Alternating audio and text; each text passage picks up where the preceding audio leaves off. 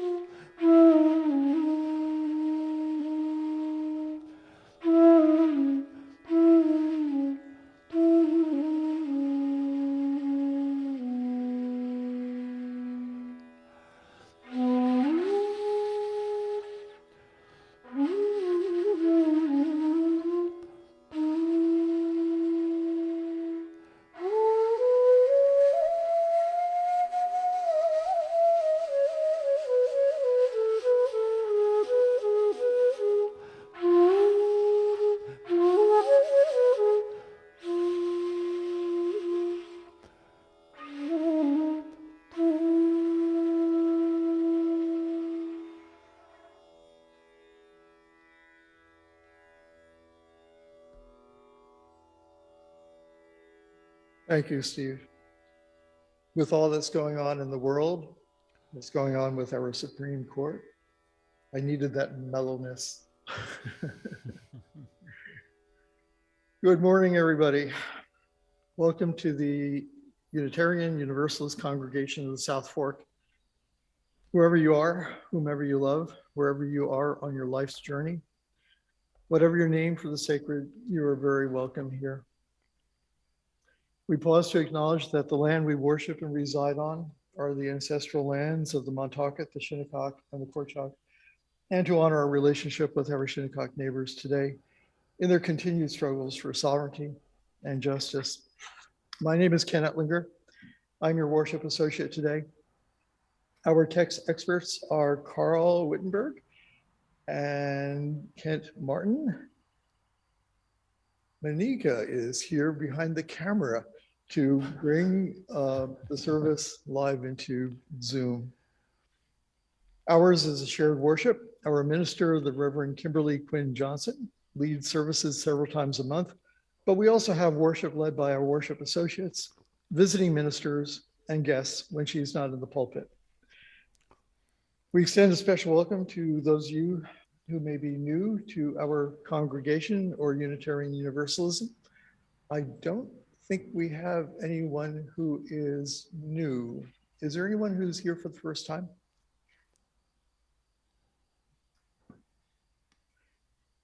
We are so glad to have all of you here today. Our tech person, Carl, will put the announcements slide up on your screen. I didn't see any announcements for this week in the e-bulletin. Is there anybody here who wants to make an announcement for the coming week? Pam.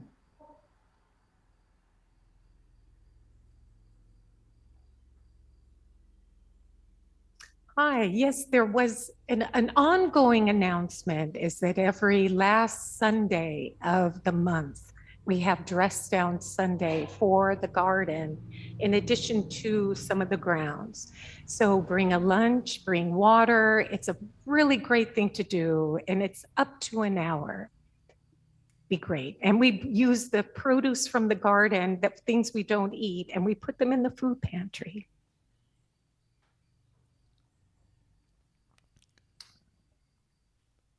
Anyone else? Today, we are especially pleased to have as our worship leader, Steve Gorn.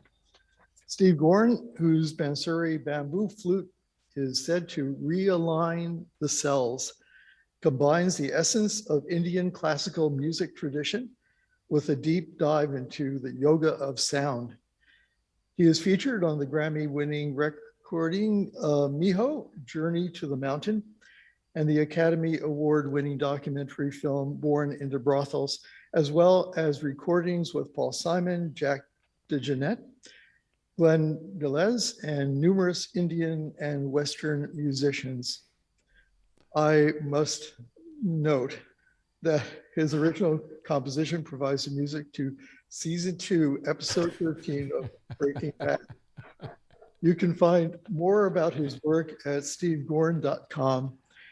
During the COVID pandemic, Steve led morning commentary and raga meditation on Zoom, reflecting on music as a spiritual and healing force. Open to all through the comfort of words and song, he helped people to start their day with an appreciation for life and the land we live on, lifting their spirits in troubled times. Steve is doing double duty today. He will lead us in our service in both words and in song. Welcome to the pulpit, Steve Gorn. Ken, thank you so much. Good morning, friends.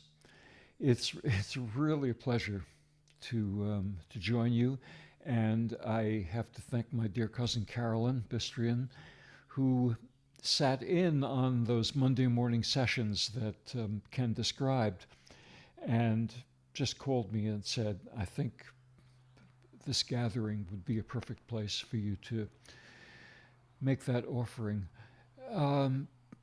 During the COVID 2 winters, I basically played once a week, and in the studio right here where I've got a beautiful view of the Rondout Creek in the Hudson Valley, and explored the way that music really can settle the mind,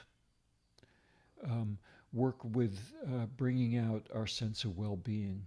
And that's what I would like to share with you later on this morning. So looking forward to it all.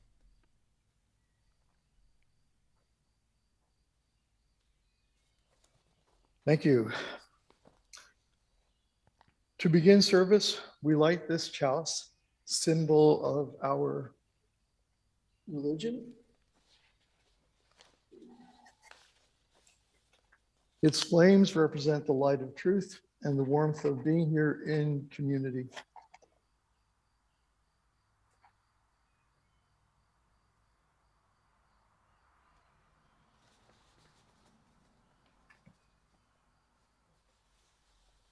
Now it's my pleasure to introduce Tina Curran. Tina is a member of this congregation, a leader of our children's RE program. She is senior teacher of Tai Chi and Qigong. She is also author of the children's book, The Bucket of Stars, which she will read. Tina? Thank you, Ken. I didn't hear that, but I put someone else. Get the illustrations, Monica? Yeah, you can zoom in if you can, because they're beautiful illustrations. This book was illustrated by a local artist. Many of you may know him, Patton Miller. And he did these wonderful, wonderful illustrations that certainly honored the words that I wrote. And the book is called The Bucket of Stars. It's not about music. I kind of wished it were for this service, but it is about that appreciation of our universe and our, maybe the music of the spheres, you could say. So, The Bucket of Stars.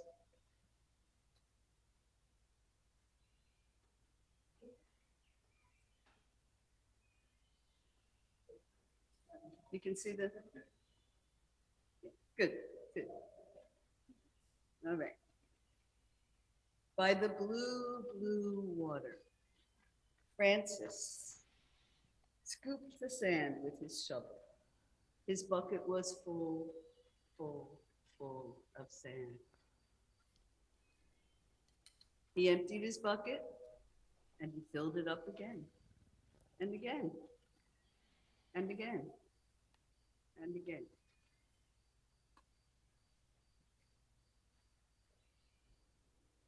Francis saw the sun slowly drop behind the hill.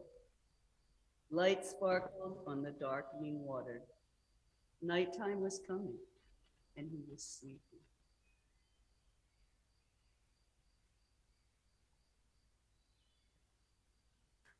Francis emptied his bucket.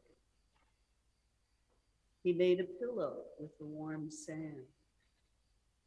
He put his head on the sand pillow and closed his eyes.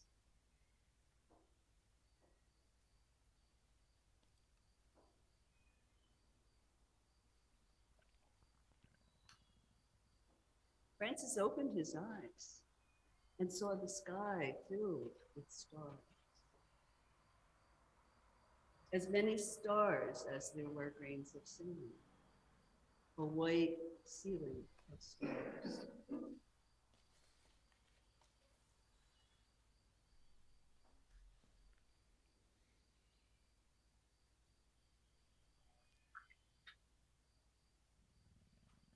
Francis picked up his shovel and reached up to the starry sky. He poured the milky stars into his bucket. No matter how many stars he put in, there was always room for more.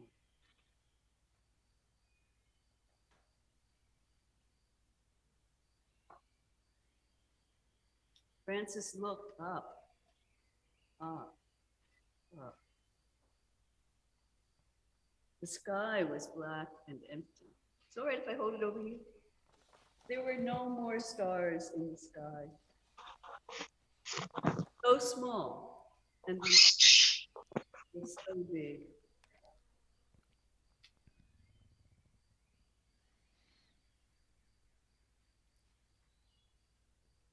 Francis scooped the stars from his bucket. He threw all the stars back into the sky, a rainbow of stars.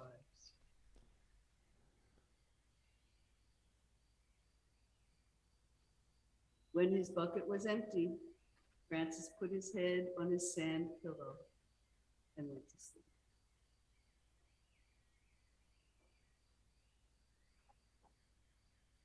The end. Thank you.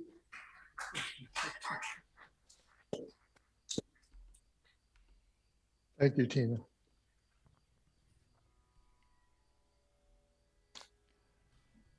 Steve will now deliver the first message. Steve? Thanks. That's a beautiful story. And as I heard that, I just thought about that sense of well-being that story conveys.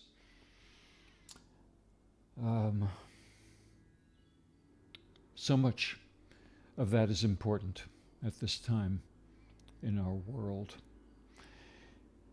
Something when Ken alluded to our problematic recent events, I was drawn to read to you this quote from the great Leonard Bernstein. I think he said this during World War II. He said, "This will be our reply to violence, to make music more intensely, more beautifully, more devotedly than ever before." Music has a power.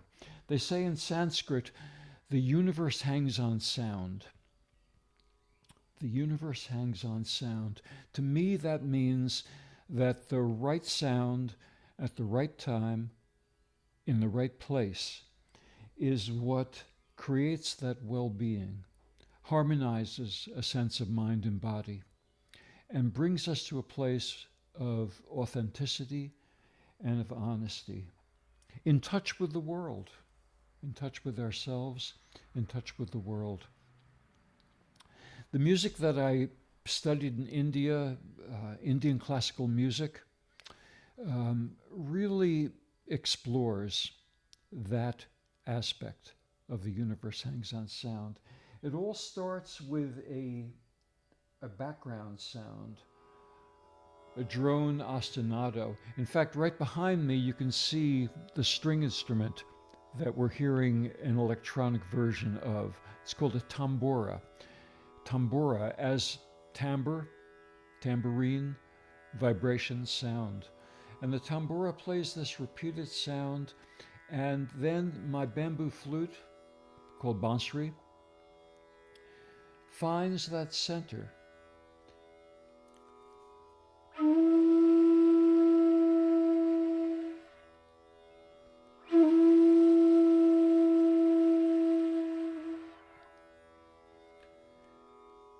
I'll say more about how the music really affects us later on this morning. But right now, I'd like to play a little and just give you a sense of, let's just say, exploring tension and resolution.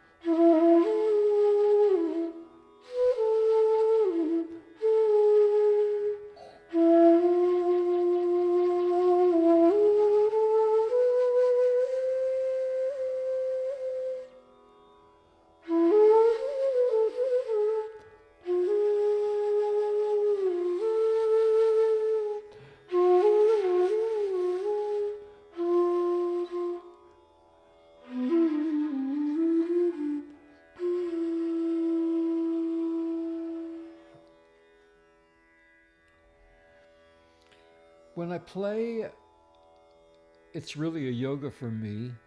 There's a physicality of being really centered on my cushion, in this case, in my body. Breath becomes sound, sound becomes music. And at the same time, there's a sense of awareness of what's outside. Very often I'll play and I'll see the contour of birds flying by. We have eagles on the creek, which are wonderful. I could hold out a note that really just captures the arc that passes by me, or perhaps something to do with the light changing at different times of day.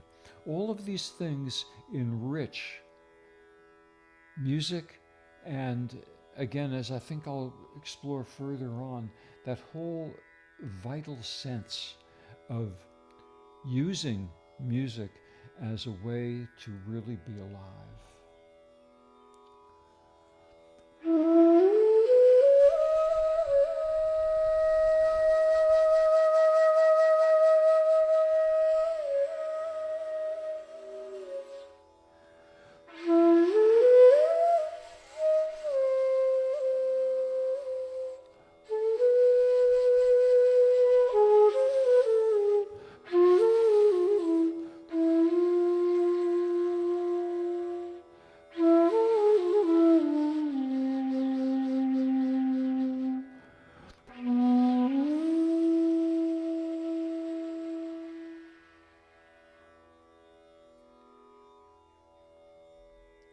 And more to come. Thank you, Steve. We support the work of this congregation in many ways. Those online can contribute by PayPal or by check. A basket will be passed around here in the meeting house. The basket helps us to pay the bills that allow us to maintain our religious presence. Your generosity is reflected in the ways that we're able to show up in our community for justice and community care. There are baskets at the table in the back for our Helping Hand Fund, which provides support to local organizations, and our Minister's Discretionary Fund, providing support to individuals in need. You can donate while Stephen is for us.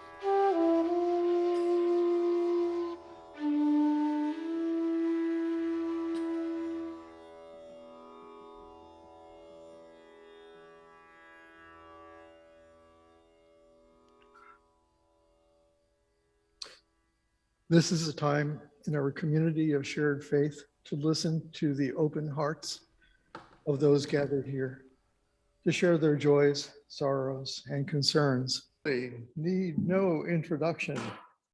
Carolyn is a member of this congregation, artist and writer. She will now share one of her poems for this service. Our tech people will also, oh no, don't put the words on the screen. So no. So Carolyn, you're just going to come up and read your poem into the microphone then.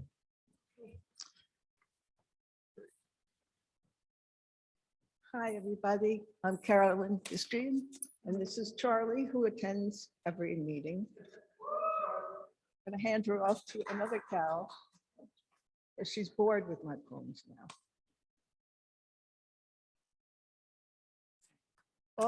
Many of us have been through periods of great suffering and loss, especially this year. And so I have brought this. Okay, how am I now? Okay. Good? Yes. The poem's called After All. The prelude to the poem is called Band-Aids. The day Frank died, I needed Band-Aids. So a friend drove me to CVS and watched as I stared in front of the incomprehensible display, unable to make sense of that or any shelf in the world. After the fall, you broke everything when you died. Our home began to decompose.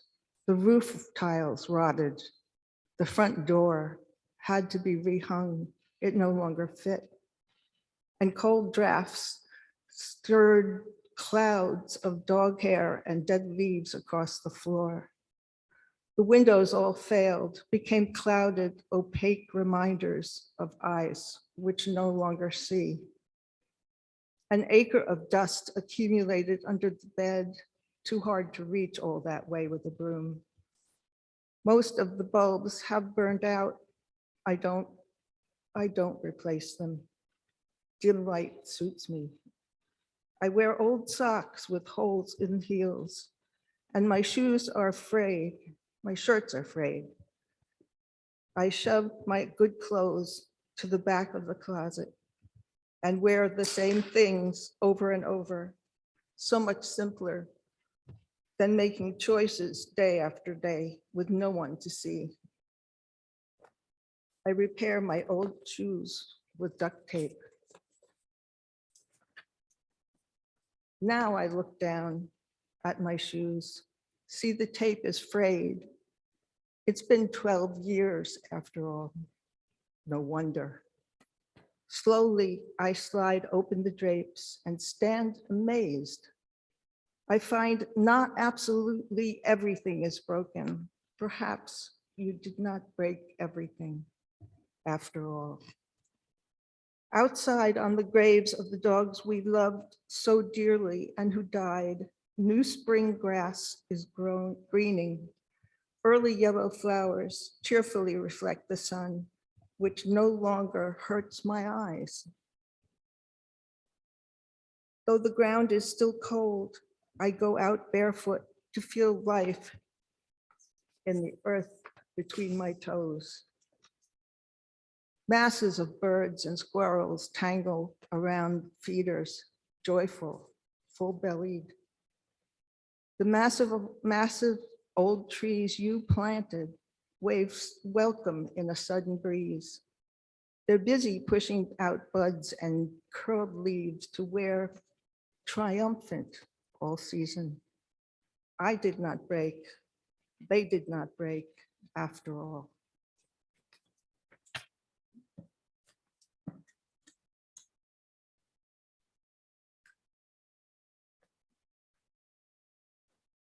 Thank you, Carolyn.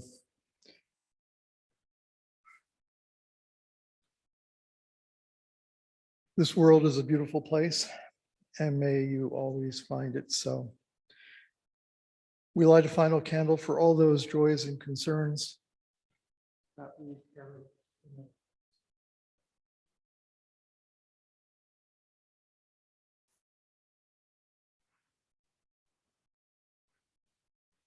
Our hymn is a bit different today, and instead of singing it, we will all participate in it as a breathing meditation. Tina will start us.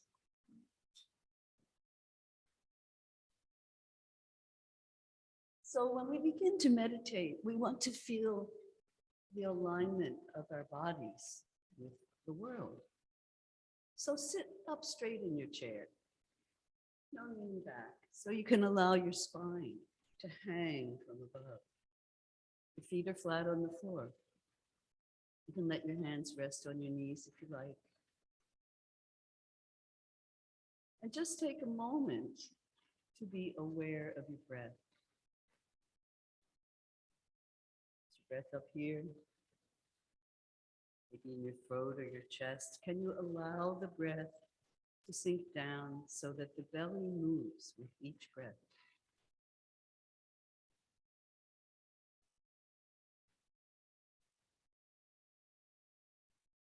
And we're going to have a wonderful moment of music in our meditation.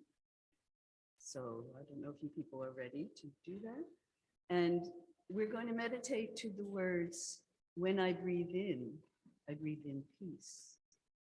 When I breathe out love.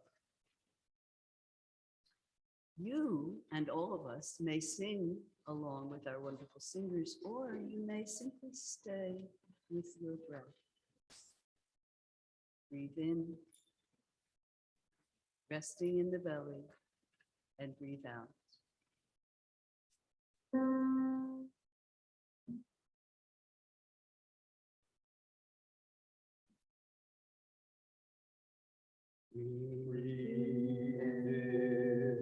Breathe out. Breathe in. Breathe out. Breathe in. Breathe out.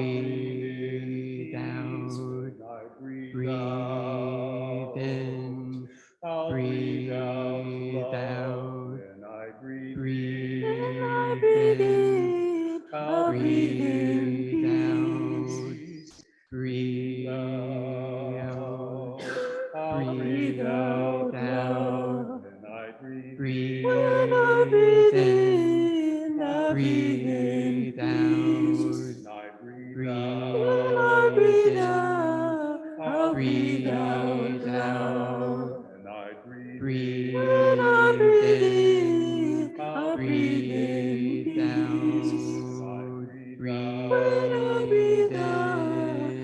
Breathe out.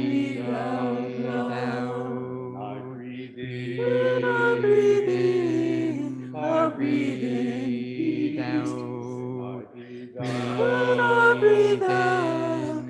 Breathe out.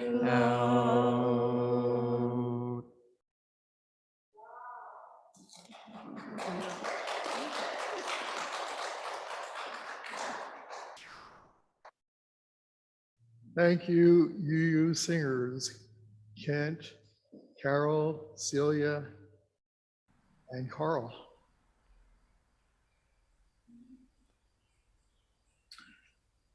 Steve will now deliver the sermon for this Sunday. Well, thank you. That was wonderful. I was breathing in and out. And, you know, I just was very moved by the comments before. The just that sense that what our base is gratitude and love. And that without that, there's sorrow, there's sadness.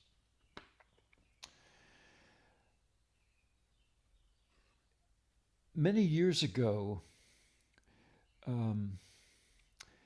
I was visiting a friend who was a wonderful yoga teacher and also a musician. And she told me, staying at her house with her husband, and she said, I'm going at 6 a.m. to teach Ashtanga yoga class to advanced students, and you can stay here and have coffee, you know, whatever. I said, no, I'd like to come and play. So I went to the yoga class, this is a long time ago, and I actually had an epiphany. I came from this root of having studied Indian classical music, and yet watching people move through the sequence of Hatha Yoga, I found myself dropping the form of what was classical and playing to gesture, playing to the quality of light that changed over a 2-hour period. One piece merged into another, completely in sync with this physicality of movement. And I came away from that experience stunned that actually two practices, two forms of yoga had interweaved. This Hatha Yoga, that's what we know as the physical form of yoga. And then there's what's called Nada Yoga, the yoga of sound. The yoga of sound. And my music effortlessly, seamlessly, just interacted with that in a way that was not a performance. It wasn't a performance at all. It was simply a sense of well-being within myself, and then by extension, what these people doing yoga felt. And it led me to an inquiry about the nature of music, and by extension, art, what we call art in general. And I'd love to share what really comes from medieval Japan, an observation of what the function of art really is. They say that the function of art is to synchronize mind and body in individual and society and nature. To synchronize mind and body in individual and society and nature. And you know, when I've talked about this, I said, well, this is a far cry from this sense that arts are entertainment, or, you know, our Sunday Times, it goes arts and leisure, that you just sit back and, you know, just chill, whatever. Nothing wrong with great music in all kinds of situations, but the vitalness that art, music, could be a portal to a state of awareness, which is not extra, but something that really is vital to keeping us alive. This led me to a study and a series of talks that I gave on what I call the transformative power of music. The transformative power of music. So what do I mean by that? Well, it's that there's a, you could say a Dionysian element of intoxication, or let's just say a portal into a realm of spirit or unconscious, stepping out, a portal into feeling and heart. It's beyond hope and fear. It's the best of what being relaxed is all about. Rumi says, out beyond ideas of wrongdoing and right doing, there is a field. I'll meet you there. That is the vital quality of what we all need in this indeed fragile and often frightening world. And for many places in the world, for generations, for eons, music took that role of bringing people to that sense of beyond right and wrong, beyond good and bad, beyond hope and fear. Myths and legends were designed to give us that sense of well-being within ourselves and community. Take a few, for example. Well, I play Indian music, so of course Krishna, the beloved flute-playing god of India.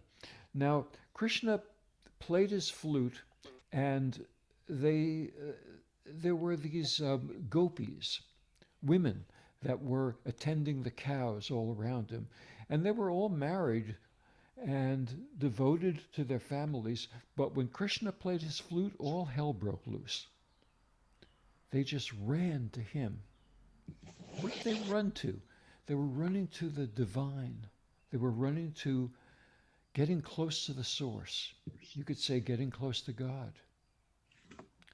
The legend of the Pied Piper in Germany, where a flute player just led these children out of town after having, I think, been treated not well or not being paid enough to get rid of the rats in the town. But the intoxication, the myths tell us that there's some kind of intoxication that can take place, which can allow us to step back from that workaday world, that world of order, and actually taste something that's really heartfelt. In Bali, there's an age-old music dance drama, really a trance dance, that explores this inscrutable interweaving of good and evil. Where do these meet? It's so difficult to really be certain about these things, and yet to feel the fullness of life allows us to really incorporate both. Now this music that I play, as I said, Nada Yoga, the yoga of sound. So there's that tambura drone. Think of it as a mandala, a wheel with spokes, with radial spokes that go out. Every note has its relationship to the center. A journey that goes out, a journey that comes back. So really, this is my message that I can offer in terms of how this music might allow for that personal sense of settling, and then that's wonderful sense of extension, that we're caring for those around us, we're caring for this fragile land. The music, because it's so attuned to nature, having come through this Indian tradition, this oral tradition of a master and disciple passing something on without being written, but just being marinated almost, a body of music. It's called raga, and the word raga means to color the mind. To color the mind. And the pieces that are played at different times of day to capture the quality of light or season. So I'm playing something that belongs to the middle part of the morning. A sense of just settling in to the beauty of a summer day.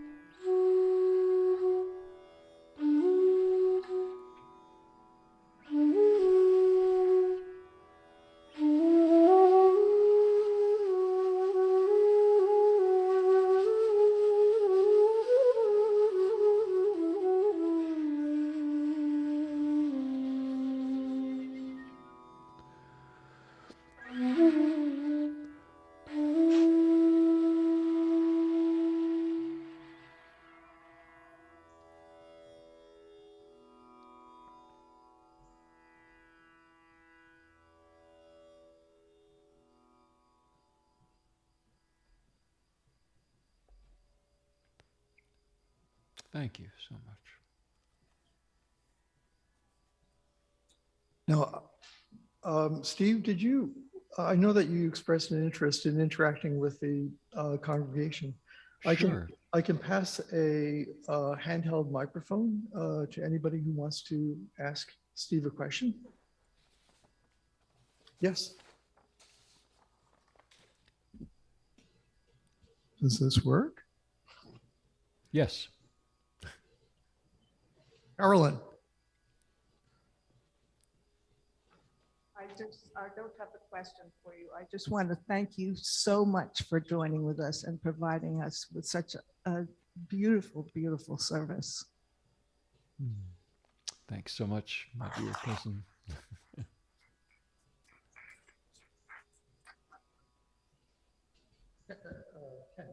Ken Dorff. Yeah, it's a curiosity. First of all, thank you. The music is absolutely beautiful. I'm curious if you have had much interaction with the music of the lands between Europe and India. I spent a lot of my life in the Middle East and love Ottoman and Arabic ney. Ney means flute in Arabic. And I see many similarities, but also some very clear differences. So just your thoughts on that. Well, you've completely described it, similar and different. The music from India, particularly in the north of India, had tremendous influence from Persia. So, in fact, sitar, Indian instrument, setar in Persia, tabla, Arabic, tabla. So, tremendous connection. You know, I think about the Silk Road. You know, the Silk Road was a passageway of merchandise, but it was far more. It was a meeting place of cultures, and so much of what appeared in the Middle East went to India, went to China, so that there definitely are cross references to all of that. It's actually interesting because tonight I'm doing a concert with a wonderful Persian American woman who has just published a new book of her translations of Rumi, and we're playing, and the percussionist is with Yo-Yo Ma's Silk Road ensemble. So I love the mingling of those worlds for sure. Carl. Yeah, hi. A lot of us, I think, have played the standard boom flute, or a European orchestral flute made of metal. So is yours bamboo? And is there some special care involved with playing on a piece of organic material? The main thing I tell my students is never leave it on the floor, because we play sitting on the floor, and if you leave it on the floor, somebody will step on it. So that's it. This is bamboo. Absolutely, it's bamboo. Opened holes, and the way I can get those slides is that I can just slide around like that.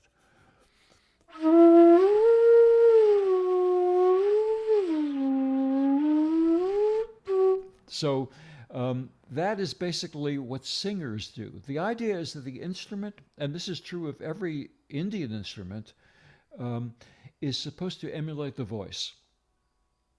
So I want to get as close to a vocal sound as I can, and that's it. But it's bamboo for sure.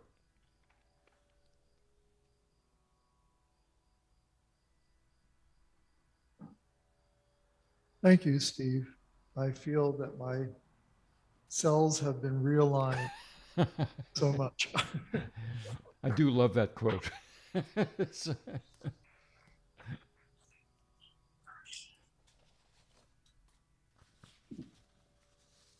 Well, now we will sing to hymn number 1031, filled with loving kindness. The words will be on the screen. And Kent and our UU singers will be here to lead the way.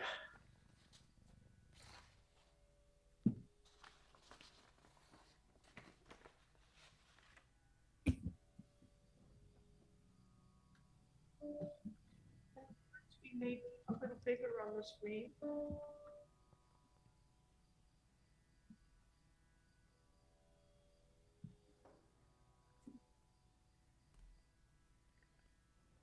May I be filled with loving kindness. May I be well. May I be filled with loving kindness. May I be well. May I be peaceful and at ease. May I be whole. May I be filled with loving kindness. May you be well. May you be filled with loving kindness.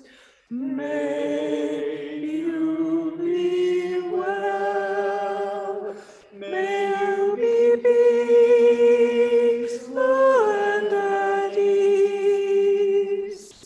May you be whole. May we be filled with loving kindness.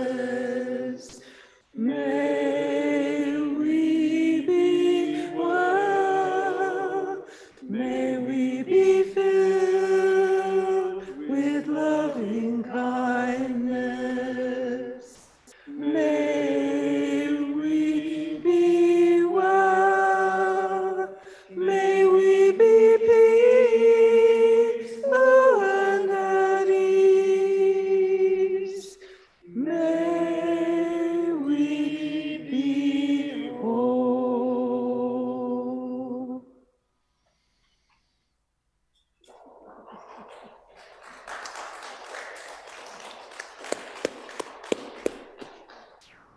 Thank you. Steve, do you have any closing words for us? I do. Along with this music, the other practice that's been a huge part of my life for 40 plus years is Tibetan Buddhism. And at the end of any meditation practice or anything that we do, there's a tradition of giving an offering to all, so that in a way, whatever we have understood or been able to take in for ourselves, we then offer to everyone. So I'll read what are known as the Four Immeasurables. May all sentient beings have happiness and the cause of happiness. May all sentient beings be free from suffering and the cause of suffering. May all sentient beings never be separated from the happiness that knows no suffering. And may all sentient beings live in boundless equanimity, free from bias, attachment, and aversion. Thank you. Fine words. Now, please join us in reading the words on the screen to extinguish our chalice.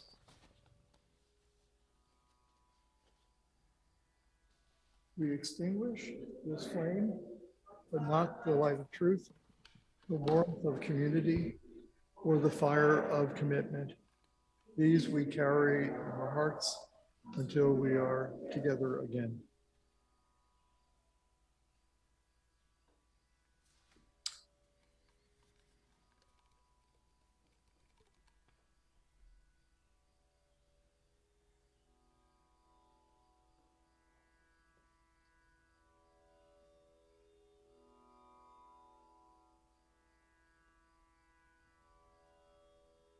And Steve will play the closing song.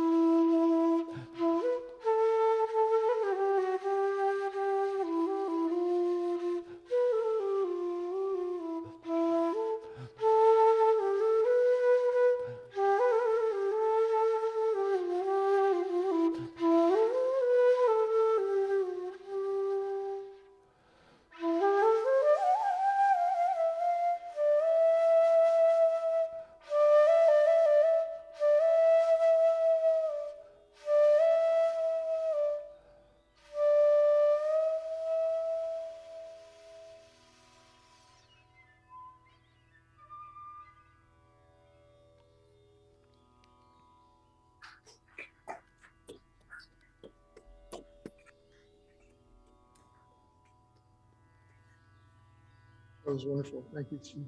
Thank you, everybody.